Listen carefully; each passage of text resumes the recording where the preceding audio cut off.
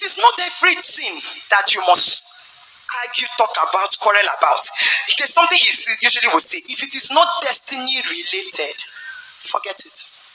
What does it mean by destiny related? If this thing me and you are doing is not going to stop us from making heaven, it's not something that will affect our heaven, going to heaven, then there are things you should learn to overlook. Our problem in our marriages, in our relationships today is that we don't overlook things anymore. Everything must be talked about. They say don't throw anything under the carpet. Say like some things should go under the carpet. It's not okay.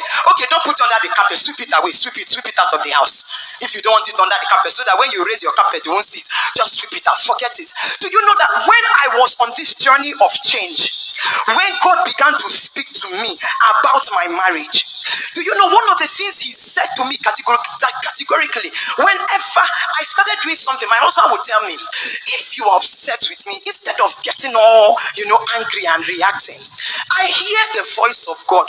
Go and tell God. Tell God what I have done. God will tell me. God will tell me.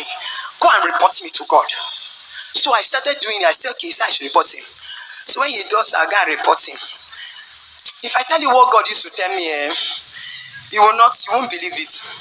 I remember one day like that, me and my husband were having a conversation. And we were just gisting of, that is the life of the kind of pastor that he is.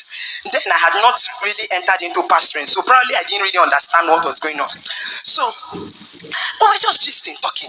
He now went into the bathroom. By the time he came out, his face became straight. I said, you will never believe that me and this man were having a conversation. The way the face just, I'm like, whoa, is this something I say? Is it me? Is it? What happened now? This conversation that I'm just trying to enjoy, we will not finish this conversation. What is this thing now? So that was how his face was until he left and went to the office. And I went into I went back to the room and I knelt down. And I said, God, I think he said I should be reporting him. What is this face now? We were just gisting, and the face just changed. You know what God told me that day? He said, I may not put it exactly the way he said it, but in summary, he said, forget this matter and focus on me. Does it make sense? Say, ignore this thing. This is not important. Focus on me. I say, God, I should focus on you. I said, I should leave this thing down that is a problem. He said, yes. Look at me. So you know what I did? I made that thing become nothing. And the next time I said, Lord, all I want is you. Please, I'm focusing on you. Give me you. More of you. That changed. When he came back, there's no how he will come back and I will come up with an attitude. I don't know if you understand. But another person that didn't hear that from God, by the time he's coming back, you are remembering how he left. If he even comes to smile at you at that time, you may even say, I'm not smiling with you. And it becomes an issue. You see, if your marriage, your relationships are going to work, God must be at the center. I feel for anybody that is not hearing the voice of God, you must begin to hear God's voice. It is something you need before marriage.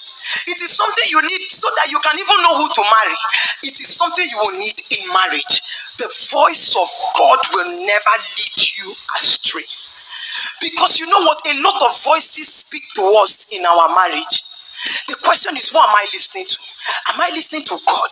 Am I listening to myself? Am I listening to the devil? One or the other is speaking to you per time.